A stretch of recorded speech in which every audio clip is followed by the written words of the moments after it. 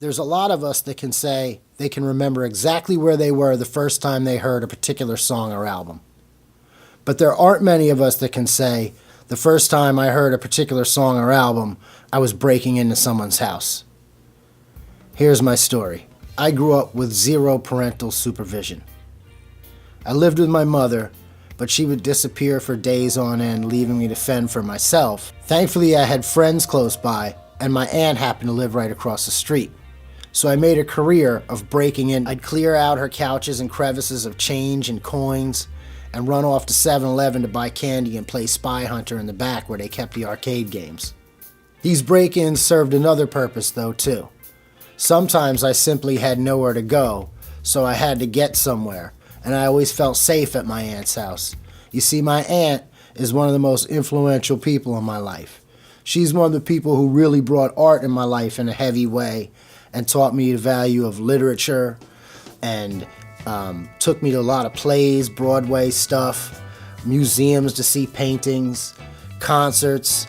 Didn't stop there because she was a music aficionado. She's one of those 70s people that would listen to music with a hi-fi through headphones and would sit there for hours, either blasting the music through the speakers or listening through the headphones. And she had the best taste in music, man. This is the first place I ever heard Elvis Costello, the Kinks, the Sex Pistols, the Clash.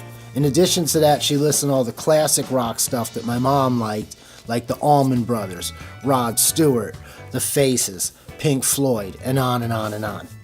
But make no mistake, this was an aggressive break-in. Screwdriver in, rip.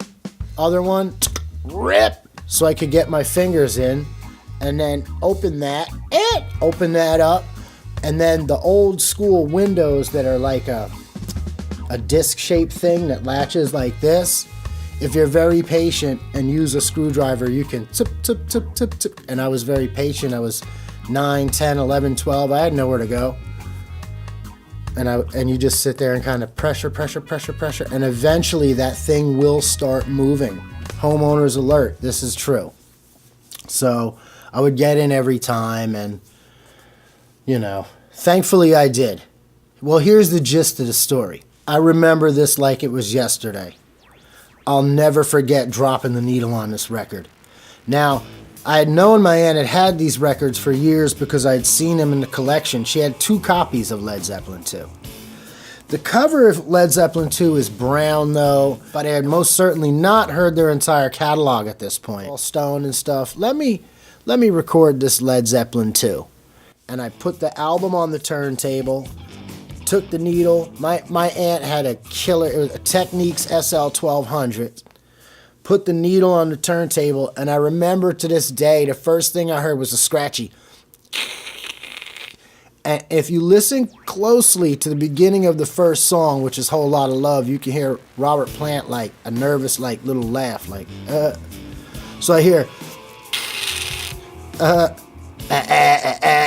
and the record starts, and I was like, wow, this is Led Zeppelin? I'm like, this is the same band that did Presence and that fucking Stairway to Heaven?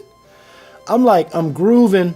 The sound that I was hearing that sounded so connected to the current sound of where, heavy metal music of my era, and it was from 1969. It was very difficult for me to put that together, but I was just immediately enthralled, man.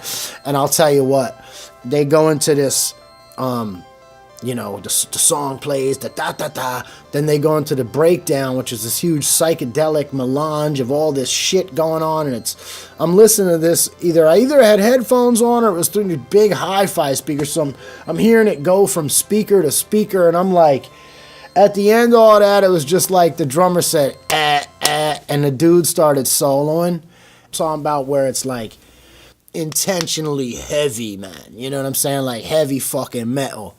So it was like, from that moment on, Led Zeppelin became one of my favorite groups as a youngster. I just had to know everything about this guitar player and get the guitar he had and everything, man. It was really heavy. I wound up recording the entire vinyl album on cassette. I listened to it in its entirety while I did it. and took that cassette, and man, that cassette set my whole summer off, man. That was the summer that I was 14.